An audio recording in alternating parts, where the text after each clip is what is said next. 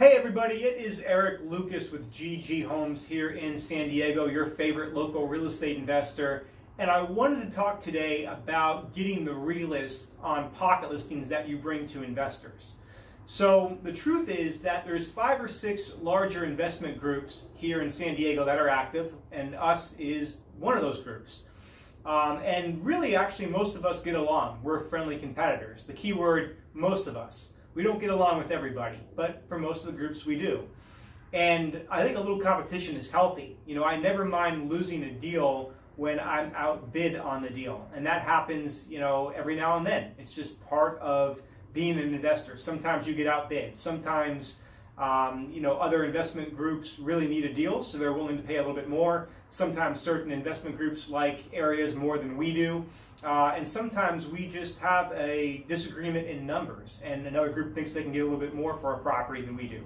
Whatever the case, being outbid happens. I lose deals, every now and then to being outbid, even though we try to be competitive and we always try to be the high bidder. Sometimes we're not.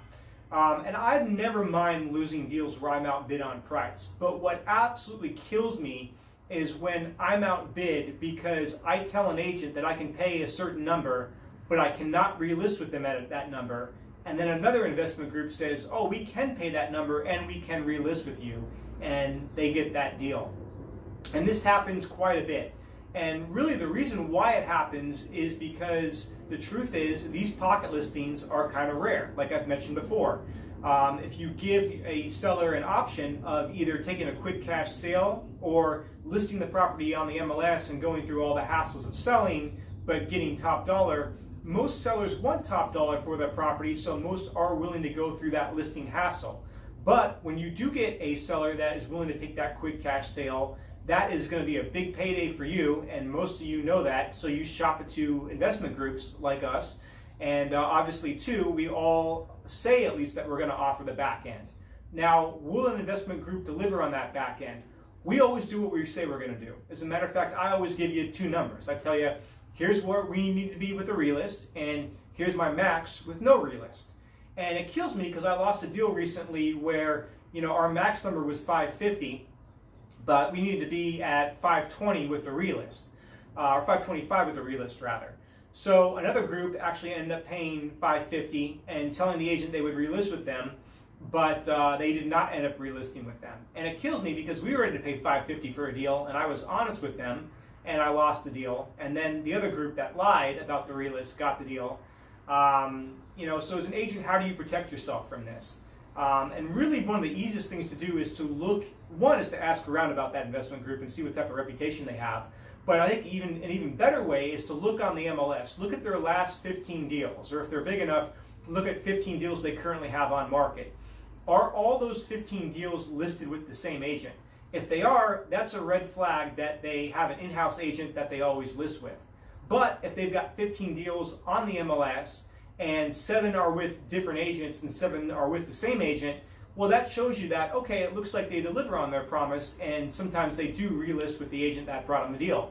And again, what I mean by that is if they've got 15 listings and there's 7 different agents on 7 different properties, well, how did that happen? It happened because those are the agents that probably bought them the deal. And the other deals, obviously maybe the spread was too skinny, so that's why it's listed with the same big block agent or whatever. So anyway, if you got these off-market deals, just be careful out there. Do your due diligence on investment groups, and that's how you can kind of protect yourself from, making sure you get that relist if you're promised that relist. And again, we always, do what we say we're going to do. So, I really like to try to keep realtors happy.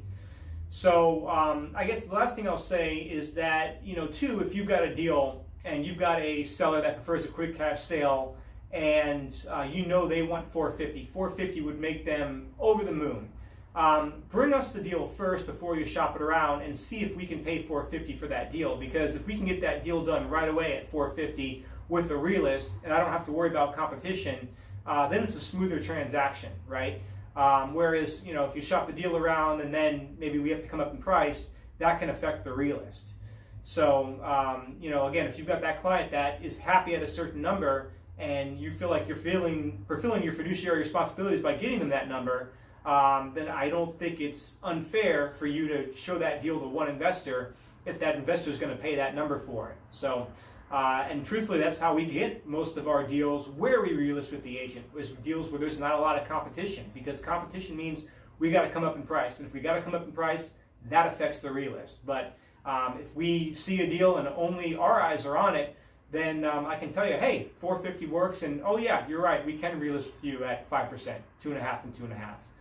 So anyway, Eric Lukas with GG Homes here in San Diego, signing off. Hope everyone is having a great June. Take care.